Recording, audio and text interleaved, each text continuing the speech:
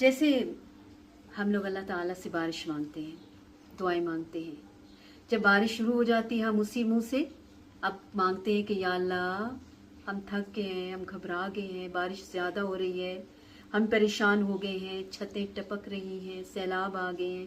ایسی صورت میں کیا کریں؟ نبی کریم صلی اللہ علیہ وآلہ وسلم نے فرمایا، صحیح بخاری کی بھی حدیث ہے اور صحیح مسلم میں بھی ہے، دونوں کے نمبر تھوڑے فرق ہیں۔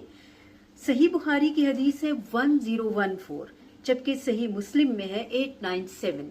اللہ رب العزت نے نبی کریم صلی اللہ علیہ وآلہ وسلم کے ذریعے ہمیں ہر موقع پہ دعا سکھائی۔ فرمایا اللہم حوالینا ولا علینا، اللہم علی الاکام والزراب وبطون الاودیۃ۔ کئی جگہوں پہ آیا ہے وَمَنَابِتِ الشَّجَرِ، با کے نیچے زیر ہے، اور زیادہ جگہ یہی ہے وَمَنَابِتِ الشَّجَرِ۔ بارش مانگے، اور جب بارش نہ مانگے تو کیا الفاظ استعمال کریں؟ اے اللہ ہمارے ارد گرد بارش برسا، اب ہم پر نہ برسا۔ اے اللہ ٹیلوں پر، پہاڑوں پر، وادیوں کے درمیان اور درختوں کے اگنے کی جگہوں پر بارش برسا۔ آمین۔